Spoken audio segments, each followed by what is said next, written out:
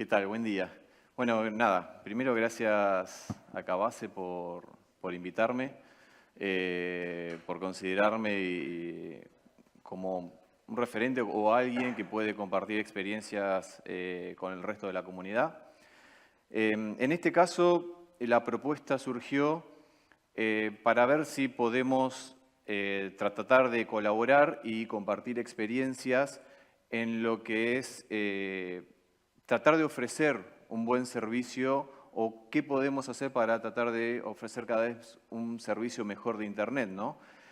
Somos, en general, todos acá pertenecemos a empresas de servicio Internet y como lo dice el nombre, somos una empresa orientada al servicio y tenemos que velar por tratar de ofrecer algo lo mejor posible, pero también somos empresas que necesitan tener ciertas ganancias. Entonces, la idea es cómo ofrecemos un buen servicio optimizando los costos o reduciendo los costos para generar mayor ganancia, ¿no? Así que nada, en general vamos a tocar 3 temas como recomendaciones y buenas prácticas a nivel general, sin entrar mucho detalle en protocolos, pero sí en qué podemos hacer. Y esto incluso había surgido, también estos temas habían surgido en la última charla que habíamos tenido en el encuentro de técnicos en La Plata, el año pasado. Habían surgido charlas sobre estos temas y creo que nos pareció bien poder compartirlos porque surgió de una manera un poco informal y está bueno que lo charlemos entre todos, ¿no? Son 3 temas principales. Uno es Carrier y NAT, ¿no? Que siempre estamos pensando, digamos, yo siempre digo que es el mal necesario que necesitamos tener para poder seguir ofreciendo servicios, pero no necesariamente tiene que ser malo. Y vamos a ver algunas características de qué se lo diferencia de un NAT normal, qué es un Carrier NAT, ¿no?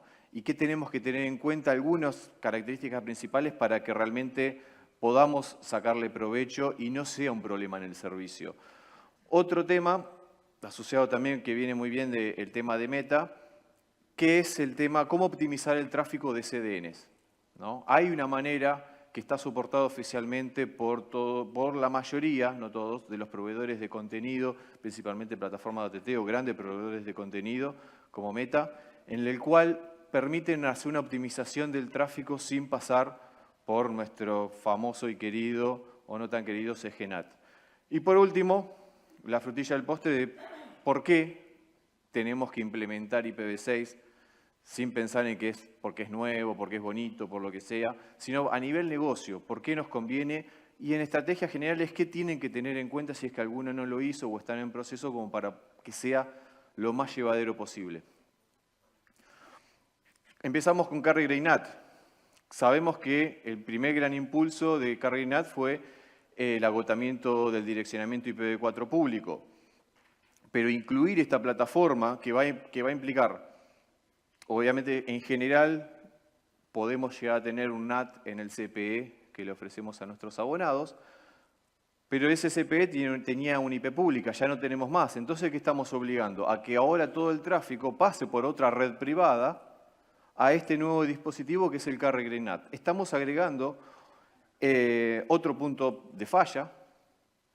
Podríamos eventualmente preocuparnos por ciertos temas de rendimiento, problemas de conectividad de juegos, problemas de ataques. ¿Qué pasa si atacan una IP y está compartida por muchos abonados, ¿no? Y ni hablar de que con esta capa adicional estoy generando una limitación en la capacidad de conexiones desde afuera hacia el hogar que muchos lo tenían resuelto. Como característica principal, bueno, hay 2 RFCs que principalmente definen este comportamiento de Carrier NAT. Una es la 6688, que es Common Requirements for Carrier NAT, que ahí define una serie de cosas que tiene que soportar, protocolos, funcionalidades. Sabemos que no es quizá lo más divertido, ¿no?, leer una RFC, pero de todo eso hay algunos temas que no, sin entrar tanto en detalle técnico, que sí me parece importante tenerlos en cuenta porque son la clave para tratar de ofrecer un buen servicio, ¿no? Uno es, ¿qué es esto del esquema de asignación de puertos? ¿Cómo trabaja el equipo internamente para hacer una estrategia de asignación de puertos hacia cada cliente, ¿no? Porque recordemos que el NAT técnicamente es una variante del NAT, lo que se implica que es el PAT, Port Address Translation, que es compartir una IP pública con muchas IPs privadas de nuestros abonados a través de la distribución de puertos en esa IP pública. Otro tema es el esquema de login, que es una característica diferencial de un NAT normal a un carrier NAT. Tengo que tener la capacidad de loguear o de guardar registro de todas esas traducciones que se fueron generando para esas sesiones para saber qué usuario interno generó cierta conexión hacia algún lado, cuándo y durante cuánto tiempo. Y después hay otras características importantes que definen la estabilidad o el correcto funcionamiento de algunos servicios como los juegos, que son las características de Endpoint Independent Mapping y Endpoint Independent Filtering, que sin esto van a tener muchos problemas, efectivamente en los que es juegos o plataformas que requieren múltiples conexiones de diferentes sitios. Otras características adicionales que no están 100% ligadas a estas RFCs, perdón, antes de llegar a ese punto, está el RFC 6598, que es la que define y se estableció un espacio de direccionamiento privado reservado para estas características, que es la 6598, y está definido como direccionamiento privado la 164.00/10, ¿no? Obviamente eso nos da una escalabilidad de 4 millones de IP, sabemos que siempre hay desperdicios, pero creo que para la mayoría de los service providers alcanza. Si no, hay que trabajar en múltiples instancias de ruteo, que tampoco sería un problema, pero el espacio reservado da una buena escalabilidad para ofrecer un buen servicio. Las otras características adicionales que les comentaba corresponden más a que es un equipo que está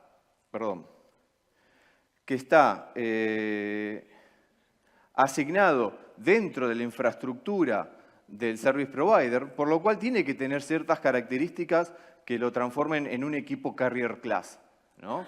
Porque de eso van a depender miles, decenas de miles o cientos de miles de abonados.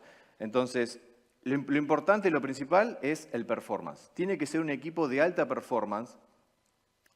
Si es con hardware dedicado y específico para eso, obviamente es mejor, ¿no? Si tiene chipset y distribución de procesamiento en diferentes CPUs, acceso diferente a memoria. Si es hardware específico, obviamente es mejor. Si no, obviamente el funcionamiento, el sistema operativo de estos dispositivos, si no es físico y termina siendo en una máquina virtual o en un servidor, que no es 100% específico para esto, ya de por sí el software de estos están mucho más optimizados.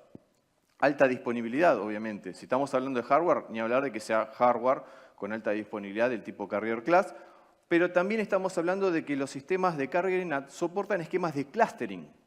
Es decir, de que yo puedo tener redundancia n+1, en el mejor de los casos redundancia 1+1, que es decir, tengo dos equipos en un activo-activo o activo stand-by, o podría tener un esquema de 2+1, tengo dos activos y un tercero de backup. Eso también es súper importante en una plataforma de Carrier NAT, ¿no? Dependiendo después cada uno cómo lo implemente, si lo esquema en un esquema centralizado, regionalizado, distribuido, cada uno va a poder definir cómo lo implementa, pero sí es importante que tengan estas características.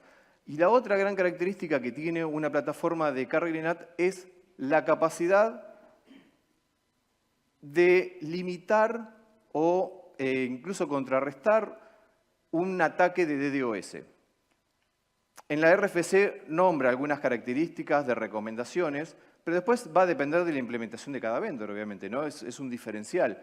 Hay plataformas que, por ejemplo, tienen su propio algoritmo de detección de ataques a ciertas IPs, y en algunos casos, o por anomalía de paquetes o por volúmenes, flujos, al detectar, por ejemplo, algunas plataformas lo que hacen es, si detectan que una IP que la están atacando pública, en general está compartida por múltiples abonados, lo que puede hacer la plataforma es sacar esa IP del pool de NAT, que la sigan atacando, mientras lo pueda absorber, lo absorbe, pero redistribuye las sesiones que tenía ahí en puertos de otras IPs.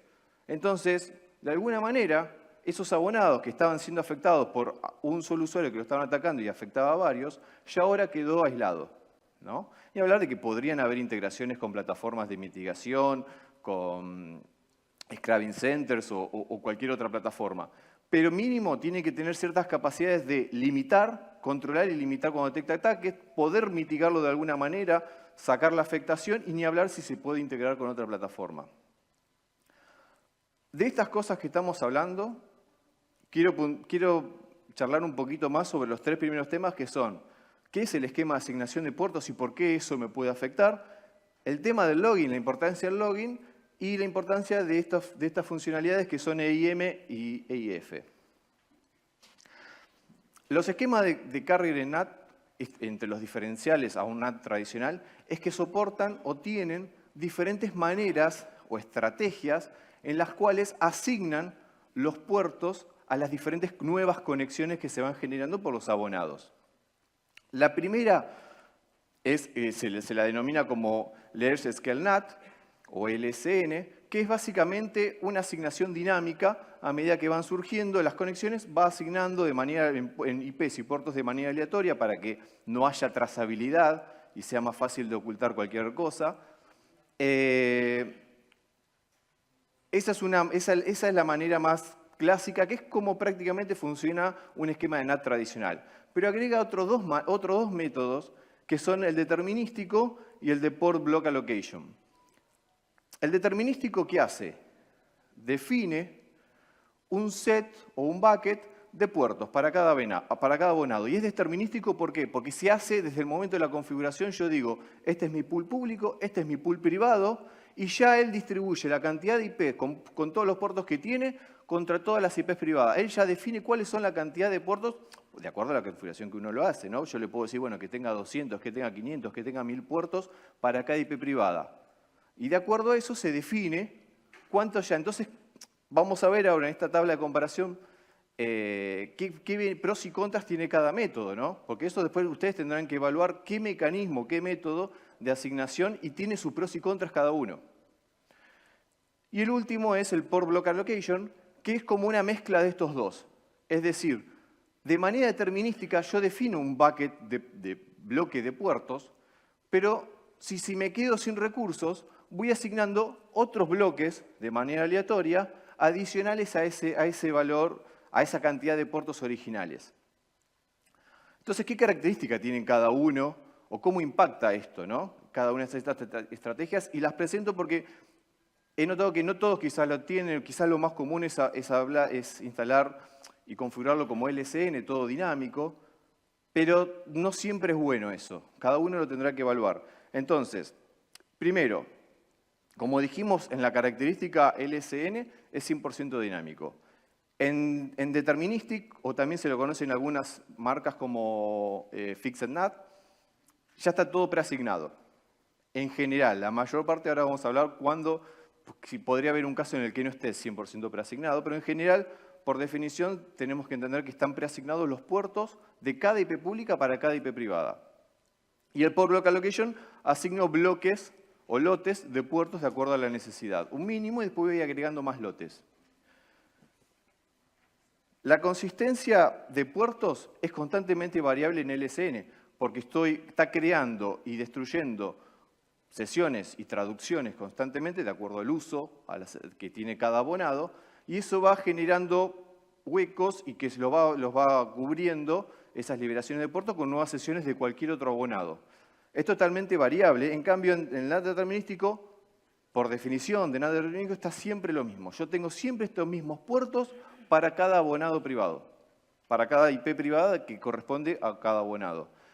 Y en el Port Block Allocation es consistente, como dijimos, pero dentro de un rango.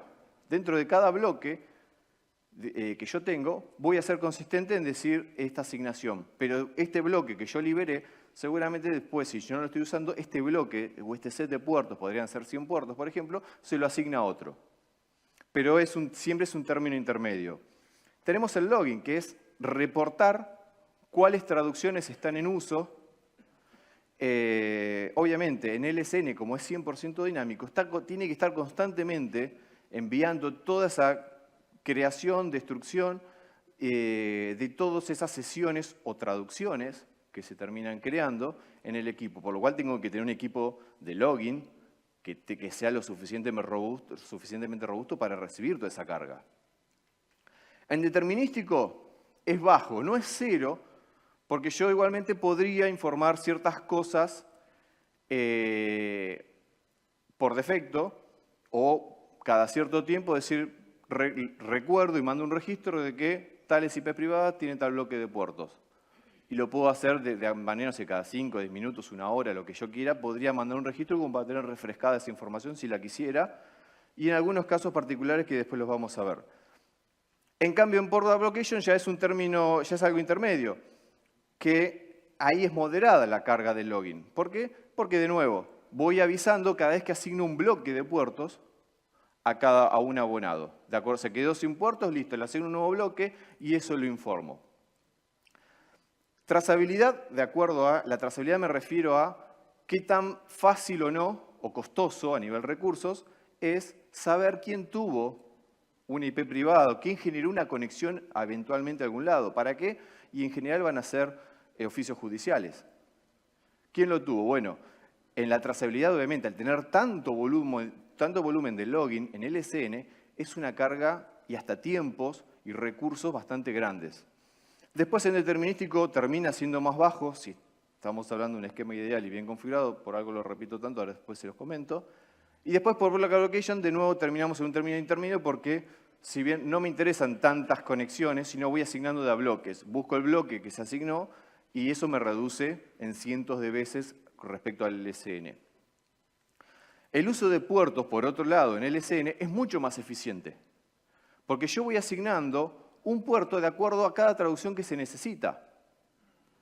En cambio, en NAT determinístico, yo establezco una línea de base o el que cubra la mayor cantidad de casos posible, donde, por ejemplo, estoy inventando, podrían ser, no sé, 500 puertos. Entonces, hay usuarios que quizás le quede corto, muy pocos quizás, pero la mayoría de los usuarios quizás no usen constantemente 500 puertos. Y ahí tengo un desperdicio. Porque esa cantidad de puertos multiplicado por miles o millones de abonados terminan siendo muchas IPs públicas de IPv4 que estoy desperdiciando. Y después, por otro lado, de nuevo, en el punto intermedio, tenemos por local allocation, que yo voy asignando buckets medianos o chicos de puertos y voy asignando de estos bloquecitos a medida que los abonados lo necesitan. Ahora, después en cuestión de consumo de recursos, obviamente, todo esto, el LSN, al hacer todo tan 100% dinámico, genera mucho consumo de recursos, principalmente en lo que es CPU. Y en esto, el uso en general de CPU va directamente asociado a una escalabilidad o un rendimiento del equipo. En general, las plataformas que terminan configurando en LSN, se le termina restando un poquitito del rendimiento esperado o de la famosa hoja de datos que me pasa el fabricante. Ya después, NAT determinístico es el que menos recursos consume, porque en general está prácticamente todo ya predefinido. Tienen tablas internas donde si se origina una sesión ya tiene preasignados los puertos que tiene que usar. Lo único que hace es crear y registrar la sesión, nada más, la traducción. Pero la asignación de puertos, esa estrategia que consume tanto CPU, ya está hecha. El port block allocation, de nuevo, es un término intermedio. Ahora, ¿por qué estuve remarcando tanto de si el NAT determinístico y en parte el port block allocation están bien dimensionados o configurados? ¿Qué pasa? Si yo en el NAT determinístico digo, tienen 500 puertos preasignados, pero un usuario, ya sea porque es un top user o porque legítimamente lo necesitó utilizar, necesitó 600 puertos, hay 100 conexiones que no puede utilizar. Entonces, para estos casos donde son más fijos, estas plataformas tienen una estrategia de asignar de manera dinámica un pequeño lote adicional de puertos en caso de que ese dimensionamiento no me haya alcanzado o esas cuotas que yo definí no me hayan alcanzado. Para esos casos existe esta asignación dinámica y ahí es donde esa porción dinámica tiene el mismo comportamiento del LSN. Incrementa un poco en el CPU y carga fuerte en el login. Todos estos son balances que uno, de la experiencia y del patrón de tráfico y infraestructura que cada uno tenga, lo va a tener que evaluar. Pero quería comentarlo, quizás muchos ya lo saben, pero otros, si no lo saben, bienvenido, pero estas estrategias las tienen que saber, las tienen que probar y definir ustedes, y va a impactar primero en el rendimiento de los abonados y segundo después en el esquema de login, que es a donde vamos. Hay dos métodos. El clásico es el protocolo syslog y hay otro mecanismo que también soportan algunas plataformas, que es enviar esquema de flujos o lo que tradicionalmente conocemos como el famoso NetFlow, S-Flow, D-Flow, lo que sea, o C-Flow, de acuerdo a la marca. Pero en general son similares el esquema, ¿no? Lo normal o lo más común es syslog. Ahora, recuerden que esto, como hablamos, va a tener un fuerte impacto dependiendo de este esquema de asignación de puertos, la carga del login. Y de verdad hay mucha diferencia en el impacto de estos servidores. Es muy fácil, por hablar mal y pronto, romper estos servidores por la carga de mensajería que recibe. Después, obviamente, no solo por el esquema, sino cómo definimos, qué tan bien o mal definimos este esquema de cantidad de cuotas, tamaños de asignación de puertos, si hacemos bloques o no. Bueno, esta estrategia va a depender mucho. En el syslog, lo clásico es enviar en formato ASCII texto, pero también se puede enviar de manera binaria y cada uno tiene de nuevo sus pros y contras. Si lo mando en formato ASCII es mucho volumen, pero es poca necesidad de procesamiento en el servidor, en el colector, para interpretar, procesarlo y guardarlo o poner en una base de datos o como uno quiera. Por otro lado, si lo envío en formato binario, va a ser menos volumen, pero va a requerir mucho más procesamiento en el colector. ¿Para qué? Para transformarlo a ASCII, interpretarlo, parsearlo y guardarlo en base de datos o paneles o dejarlo listo en paneles. Si bien es algo que parece menor, pero impacta mucho esto en la solución después de login o de búsqueda que yo quiero realizar. De acuerdo al histórico, si bien no tenemos hasta donde entiendo, una regulación firme sobre cierto tiempo que tenemos que tenerlo almacenado, sí tenemos tenemos una responsabilidad, creo, como service providers, de tener información en casos de, ya sea por temas internos o externos, de acuerdo a algún oficio, pero por temas judiciales en general tenemos que tener cierta responsabilidad o buscar la manera de al menos tener algo. 6 meses, 1 año, 2 años, lo que se pueda hacer de acuerdo, porque esto genera costos en infraestructura para almacenar esto. Y no quiero dejar pasar que hay, no sé si los conocen, pero hay ciertos oficios que se los conoce como, o son del tipo, oficios judiciales de riesgo de vida. Hay organismos de seguridad del gobierno que reciben incluso notificaciones de las plataformas OTT o redes sociales, reciben comunicación directa de las plataformas cuando detectan de manera automática algún tipo de amenaza o maltrato a personas, y envían la mensajería directamente a este organismo de seguridad y tienen que disparar de manera inmediata acciones para buscar a esa persona que está agrediendo. Hay videos que se suben donde están agrediendo a personas y tienen que ir a buscar eso y salvar una vida. Esos oficios tienen que actuar en menos de 2 horas. Entonces, es muy posible que llegue ese oficio y poder responder ese oficio puede salvar una vida. En ese tipo de casos, con más razón, es importante poder tener esto.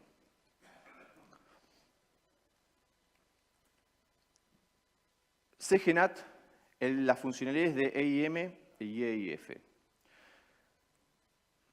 Endpoint Independent Mapping, vamos a hablarlo muy por arriba. Como una tradicional, como conocemos, yo inicio una conexión hacia afuera, se abre una traducción, me conecto, me responde, cierro la conexión, se cierra la traducción, no hay más comunicación, quedo cubierto. Eso está muy bien para casos tradicionales donde quiero abrir una web, pero en plataformas como juegos, eso es un problema.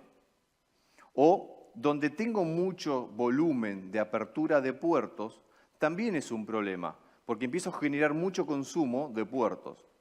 Entonces, para esos casos se generaron estos mecanismos que son EIM y EIF, EIM principalmente lo que me permite es, si yo inicié una conexión de mi IP y un puerto mío hacia algún destino, si yo vuelvo a iniciar una conexión desde mi propia IP, obviamente, y de ese mismo puerto a cualquier otro lado, me permite reutilizar esa IP y puertos que están en la parte pública de mi CGNAT. Es como un trabalengua. Pero ¿qué me permite reutilizar? Una IP y puerto públicas de la plataforma para no hacer consumos excesivos. Por otro lado, apareció EIF, Endpoint Independent Filtering. ¿Y esto qué me permite? Que si yo ya abrí por una traducción, porque me conecté a una plataforma de juegos, a un servidor donde quiero establecer una conexión para jugar algún juego, me conecté a un servidor, eso me asignó una IP y puerto público. El servidor lo que puede llegar a pasar es que me responda, por un tema de balanceo de carga en general, desde otra IP, no desde ese. Y ahí, ¿qué va a pasar? Me va a querer responder al IP y puerto que yo ya había abierto. Entonces, Endpoint Independent Filtering me va a permitir que recibir esa conexión desde otro origen, pero que sea apuntada al IP y puerto ya preasignado para ese servicio. Y lo voy a poder recibir. Entonces, poder tener estas dos funcionalidades son claves para los juegos y al tener las dos en conjunto habilitadas, justamente me va a poder aceptar cualquier tráfico desde cualquier IP y puerto de cualquier endpoint o servicio en Internet a cualquier IP y puerto público de mi CGNAT que ya esté asignado para algún servicio. Me permite reutilizarlo y me permite recibir conexión de cualquier lado. Esta es la clave para que funcionen correctamente las plataformas como PlayStation, Xbox, cualquier otra plataforma de juegos. Si no tienen esto habilitado van a tener muchísimos problemas.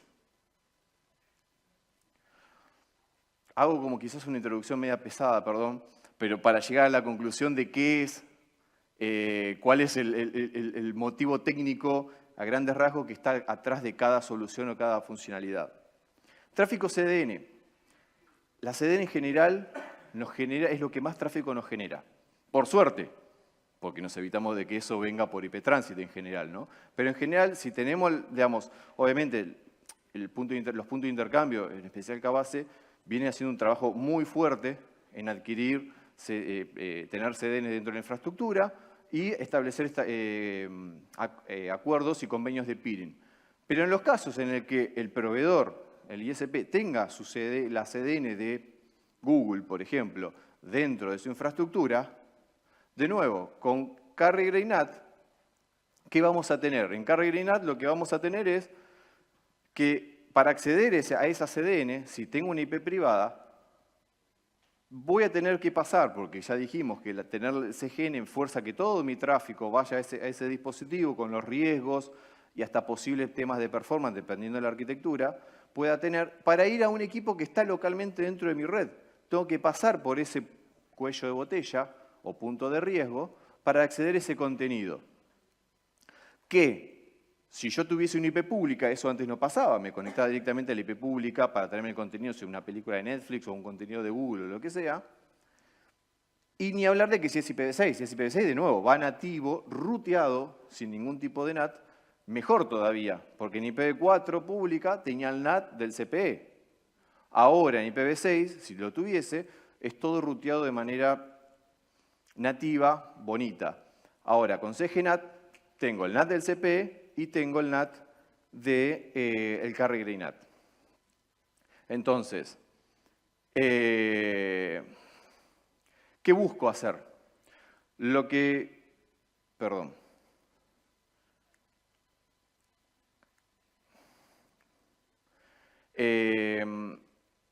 Tener el Carrier GreyNAT, obviamente, y tener tanto volumen de tráfico si tengo CDNs en mi infraestructura, me está generando un incremento de costos. Tengo este punto de falla original. ¿Por qué incremento de costo? Porque mientras más tráfico se genera en la CDN, está bien, no lo pago de IP Transit, pero lo estoy pagando en infraestructura de Carrier GreyNAT.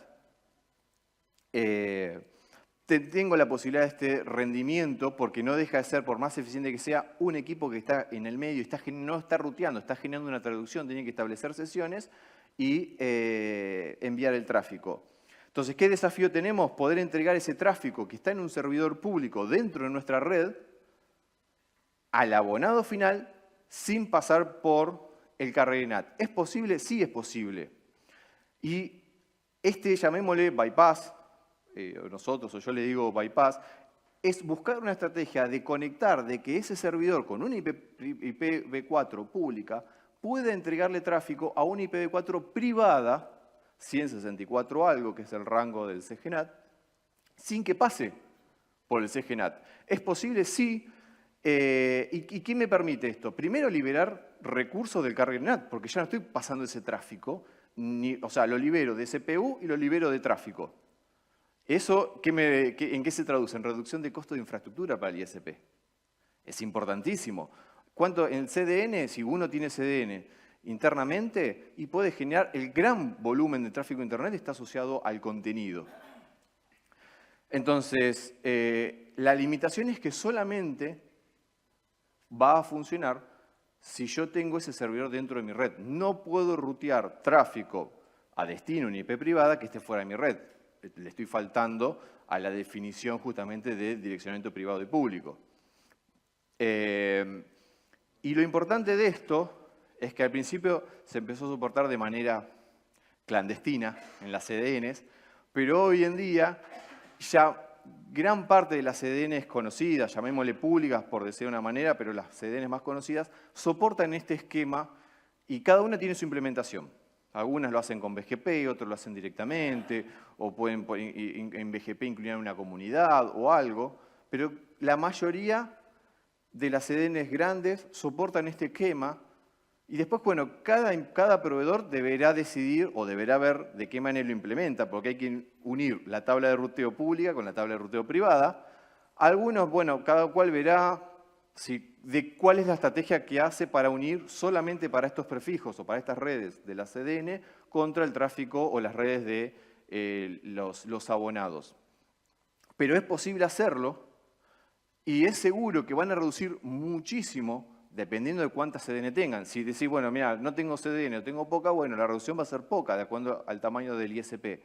Pero si las CDNs que tengan dentro de las conocidas, averigüen, porque eso les va a reducir mucho los costos y ni hablar de que va a mejorar la eficiencia.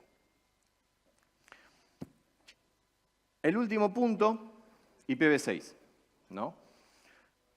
Que a mí IPv6, más allá de que quizás alguno me conoce o no, de alguna manera puedo decir que me gusta o lo vengo trabajando hace tiempo, fue un desafío que me atrajo, el despliegue y el conocimiento de IPv6, pero no porque sea lindo lo tenemos que implementar. Yo estoy convencido de que hay que implementar IPv6 porque es un beneficio para el servicio y para la reducción de costos en infraestructura de la empresa. Somos una empresa de servicios y que pretende tener ganancias. En ese sentido es que considero que tenemos que hacer el esfuerzo de implementarlo. ¿Está bien? Si no hay un beneficio, por más que sea bonito, la realidad es que no vamos a recibir los recursos, el tiempo para hacerlo. Siempre vamos a tener un montón de trabajo. Pero desde ese punto de vista, ahí sí cobra otra importancia el despliegue de IPv6. Entonces, ¿qué es lo primero que me permite tener? Es eficiencia. ¿Por qué? Porque ya no tengo más este NAT ni en el CPE ni en el core. Es todo ruteo nativo. Ya habíamos dicho de que tanto, bueno, el CPE, que es un equipito de muy bajos recursos en general, y ni hablar también del CGNAT, por más eficiente que sea, podría tener algunos problemas de ineficiencias en este procesamiento. Obviamente tengo un mejor rendimiento en los servicios y genero también la posibilidad, que la fui perdiendo con las diferentes capas de NAT, esta transparencia en la conectividad de servicios desde afuera hacia servicios o infraestructura que tenga dentro del abonado. Costo, ya lo dijimos, creo que les quemé la cabeza con esa parte, pero sí es importante mantener buen servicio reduciendo costos. Sabemos que el CGNAT no lo vamos a poder eliminar porque hay ciertos servicios, aplicaciones o dispositivos que necesitan trabajar en IPv4 todavía, entonces lo vamos a seguir teniendo, pero la idea es reducirle esa carga o esa necesidad. Ya estamos hablando de que podemos bypassear el tráfico IPv4 para la gran parte de las CDNs y la otra parte es que le podemos sacar otra parte del tráfico al implementar IPv6.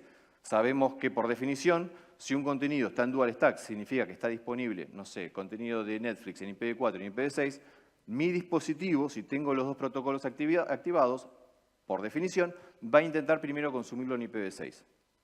Entonces, por esa definición, también le estoy sacando, al habilitar IPv6, le estoy sacando carga al CGNAT. Entonces, ¿y qué tanto le puedo sacar? Bueno, va a depender de cada infraestructura y dependiendo de cuántas CDNs tenga, que es el mayor parte de contenido o estrategias de peering. Pero en general, tranquilamente, entre un 70 y un 80% del tráfico se me puede mover automáticamente IPv6 al habilitarlo. Es mucho. Es tráfico que ya no tiene el CGNAT. ¿Se entiende?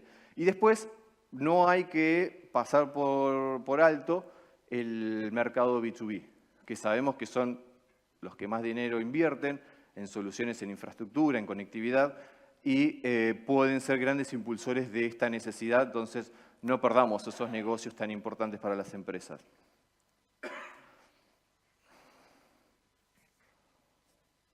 De manera muy genérica y muy grande, es importante que tenemos que tener en cuenta para empezar, es el esquema de aprovisionamiento. Si ustedes usan sistema de aprovisionamiento masivo, porque son redes masivas por muchos abonados, es clave que este sistema soporte la asignación de IPv6 a los abonados. En general están relacionados a la infraestructura dentro de ese sistema, el DHCPv6 server, que tiene que aceptar trabajar de esta manera. Los DNS tienen que tener IPv6. No es muy difícil la parte del DNS. La de parte del DHCP y el sistema de provisioning creo que es la más complicada porque seguramente muchas veces depende de servicios profesionales o cosas que hay que tenerlas en cuenta con tiempo. Obviamente también guardar el log histórico del ICES, que es el registro de asignación de direcciones IPv6 ahora, a cada abonado. No es mucha carga, es poca, pero hay que tenerla en cuenta. Un punto crítico para desplegar IPv6 en redes FTTH, HFC, redes hogareñas es el soporte de IPv6 en los CPEs. Si estamos trabajando con CPEs de varios años, es posible que tengamos que hacer actualizaciones de firmware o hasta es posible que quizás no esté disponible un firmware o el hardware tenga alguna limitación. Antes de mandarse a hacer el despliegue masivo en la red, tienen que revisar la compatibilidad de estos CPEs. Hay unos documentos que están publicados en la CNIC sobre compatibilidad de diferentes dispositivos de CPEs comunes en el mercado de Latinoamérica para que vean si ustedes tienen esos modelos, ya tienen armada la tabla de compatibilidad de los diferentes mecanismos de transición. Lo pueden buscar en la CNIC.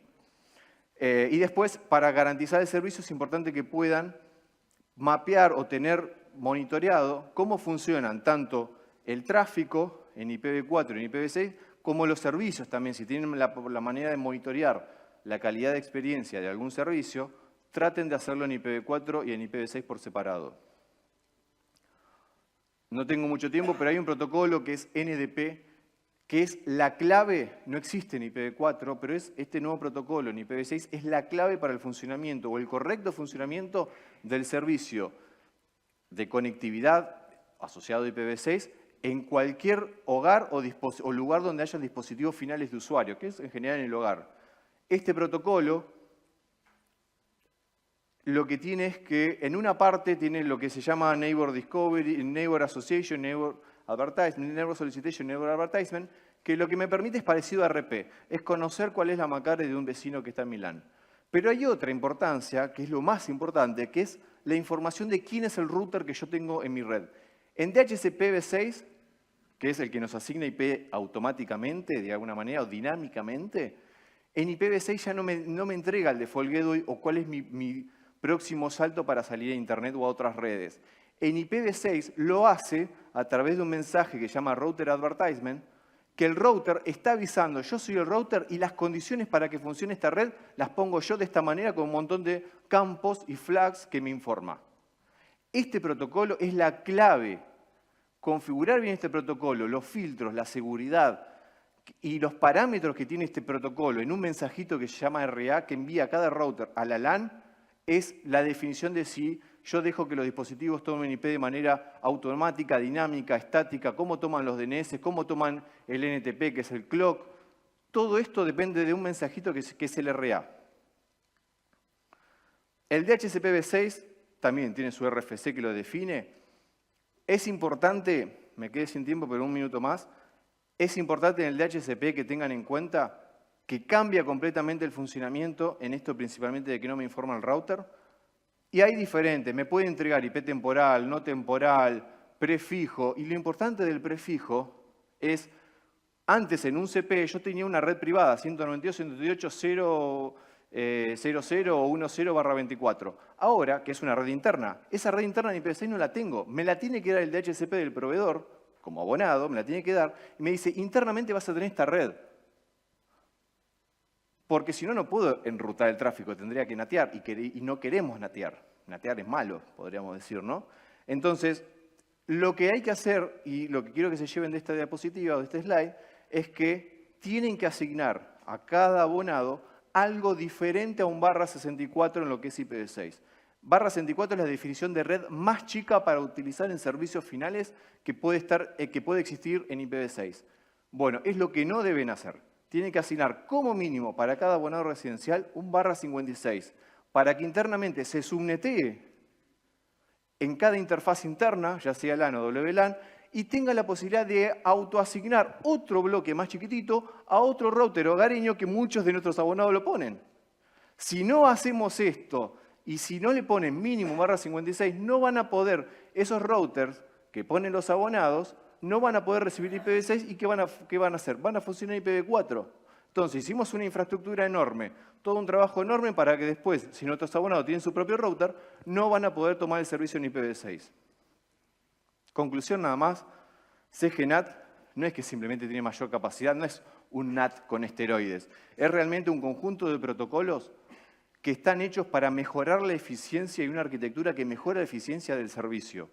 El tráfico SDN está hoy a disponibilidad de ustedes la tecnología y las formas de hacerlo en concordancia con los proveedores para que puedan optimizar ese tráfico si tienen CDN en su infraestructura. Y IPv6 no lo tienen que implementar porque es bonito, sino porque mejora el rendimiento en el servicio de Internet, sin dudas, y reduce costos para la compañía. Bueno, eso es todo. Disculpen el acelere. Si tienen alguna pregunta.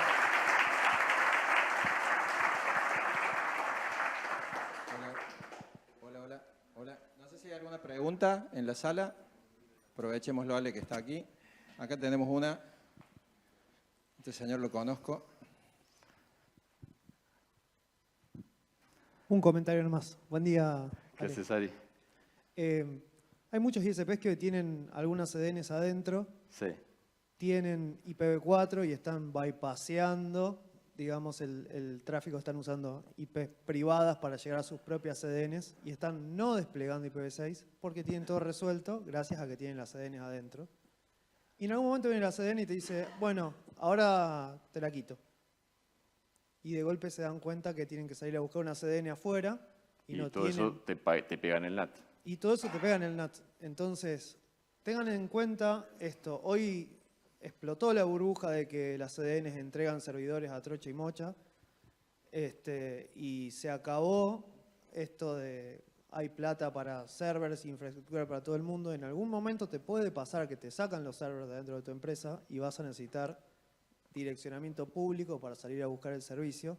Y ahí no te va a quedar más que tener desplegado IPv6. Claro. O tener una potencia de nateo extremadamente mucho más costosa que tener V6 funcionando. Y eso es otra excelente excusa para tener V6 desplegado. Sí. Gracias, Ari. Y sí, hay toman otros. Obviamente, yo no lo dije acá, pero está bien la aclaración de Ariel. Esto yo estoy basando en los 3 puntos principales. Ahora, que IPv6 aparezca en el final no significa que es lo último que tengo que hacer. De hecho, lo normal, lo recomendado, lo extremadamente recomendado es que comiencen la estrategia, es antes, si lo pueden hacer antes de que implementen CGNAT, mejor. Creo que hoy es muy difícil, pero lo primero que hay que hacer es implementar IPv6. Cuando implementan IPv6, gran parte del tráfico se va a mover automáticamente. Listo, me quedó este remanente en CGNAT. De este remanente en CGNAT, ahí veo qué puedo optimizar de CDN. Pero si no, ya tengo una base establecida que si algo pasa, tengo menos posibilidades de grandes avalanchas de tráfico que se me pueda mover. Pero lo primero que tienen que hacer, por esto, todos estos motivos que estuvimos charlando, es desplegar IPv6. Sí. Hola. Hola. Ya un poco ahondando con la implementación de IPv6, a los que somos más chiquitos, me tocó tratar de implementarlo y, bueno, ahí, ¿qué uso? Dual Stack, 464 XLAT, lo que sea. Y me encontré con que todo muy lindo, pero DC Lite, que era lo mínimo que deberían soportar, Huawei me dice que no lo soporta porque tiene que cambiar no sé qué cosa. O sea, nadie soporta nada a no ser que te hagan un CPE a medida para vos. Y como cuando sos muy chiquitito, no te dan bola. Entonces, te queda difícil. Dual Stack. Bueno, si vos me preguntás a mí, para comenzar y por un buen tiempo, mi recomendación es que arranquen con Dual Stack. Es lo nativo, de hecho. Es lo nativo. Otros mecanismos, a mí me encanta 464, de hecho tuve una charla ahora sobre 464, pero tiene muchos otros desafíos 464. Es hermoso desde el punto de vista teórico porque deja de aprovisionar IPv4, todos los mecanismos del método IPv6 only son muy atractivos, pero tiene unos desafíos enormes. DSLI parece simple y parece soportado en muchos, o ready en muchos CPEs, pero después tenés problemas en la implementación. Yo recomiendo que arranquen por Dual Stack nativo. La IPv4, y seguramente, si ya no tenés más IPv4 pública, seguramente la IPv4 va a ser privada, pero la IPv6 va a ser pública y va a ser sin NAT. Entonces, no le vas a cargar va a tener menos carga de recursos en procesamiento del CPE porque va a estar ruteando de manera nativa tráfico, le vas a sacar tráfico al NAT del CPE y le vas a sacar tráfico al CGNAT. Porque todo ese tráfico va ruteado y ni hablar con la alta escalabilidad que puede llegar a tener. Sí. Sí, la pregunta es, hablaste recién de syslog servers y del mantenimiento y del costo que eso conlleva a tu infraestructura. ¿Tenés algún parámetro para dimensionar esa solución? O sea, clientes según megabits, No, teras. es durísimo eso, es durísimo. No está esa cuenta. Vino a mis compañeros y me río porque es uno de los grandes temas que siempre charlamos. Es difícil porque en todo ese tráfico, esto de definir las estrategias correctamente, no solo definir la estrategia de asignación de puertos, después de que definiste la estrategia tenés que definir estos umbrales de cuántos puertos le preasigno o no, o buckets o lo que sea, cuánto extra eso le doy de cuota, cuánto le quiero dejar que sea dinámico, cuántas IPs quiero perder en preasignación. Todo eso, que es una matriz complicada, te define el volumen de syslog. Y ese volumen, en general, es muy pesado para los servidores. Y mucho te digo que con algunos cientos de gigas de CGNAT, hemos roto, literalmente, servidores que estaban como colector, porque es un volumen enorme. Entonces, hay que ajustar bien. Si a mí me preguntás, a mí me gusta como mecanismo de estrategia de asignación de puertos el determinístico. Porque si bien tenés un desperdicio, puede ser alto, seguramente, de puertos, pero reducís muchísimo, si estabas más o menos bien hecho, esa carga de syslog y reducís muchísimo la carga de CPU del CGNAT para aprovecharlo mejor. ¿Qué cantidad de puertos hoy utiliza un abonado? O sea, ¿cómo lo dimensionaste vos? Bueno, bueno, manteniéndonos agnósticos, ¿no?, a los vendors y a los service providers, sin saltar en confidencialidades, realmente es muy difícil, Andrés. Sí, es dificilísimo y no es que... Tampoco es que, no quiero decirlo de malo, depende mucho del tipo de abonados. Yo he notado que no es igual el comportamiento, y de verdad lo digo, no es igual el comportamiento de Internet de la gente de zona sur de Buenos Aires que la gente de zona norte. Es muy diferente. No es igual. Entonces ya con eso, ¿cómo hago para dimensionar? Y después de eso depende cuántas CDNs y cuáles CDNs tengo, si tengo peerings o no. ¿Qué dispositivos tienen los abonados de acuerdo a la zona? Si es en Buenos Aires o en el interior o donde sea, pueden haber zonas de mayor recursos o menor recursos económicos y cambia eso. Si los CPEs, si yo le entrego un router al CPE o no, si el CPE está ruteado, se lo entrego en modo bridge y que se arregle. Todo eso define cuántas conexiones van a hacer. Entonces, no hay una regla, de verdad, no es que no la quiero decir tampoco, pero no hay una regla. Hay que hacer mucho estudio de lo que te puedo recomendar y que hemos hecho es, si tenés un CGNAT de ejemplo y hoy decís, bueno, lo quiero optimizar o cómo veo que lo puedo optimizar, si ya lo tengo, y el laburo duro es bajarte exportarte la tabla de sesiones que tenés y tratar de ver cuántas sesiones tenés en horario pico por abonado, hacer un percentil, el top 10, el top 100. Tratar de hacer eso, creo que la opción es verlo, estoy convencido que la opción es puntualmente en cada empresa tienen que hacer el export de sesiones que te lo permiten estas plataformas de Carrier y NAT y hacer trabajo de ciencia de datos con esa información para establecer ustedes cuál es el mecanismo y cuáles son los parámetros umbrales que tienen que definir en esa estrategia. Es un trabajo pesado, pero sí, es importante. Bueno, le agradecemos a Ale con un aplauso Bueno, la participación. muchas gracias.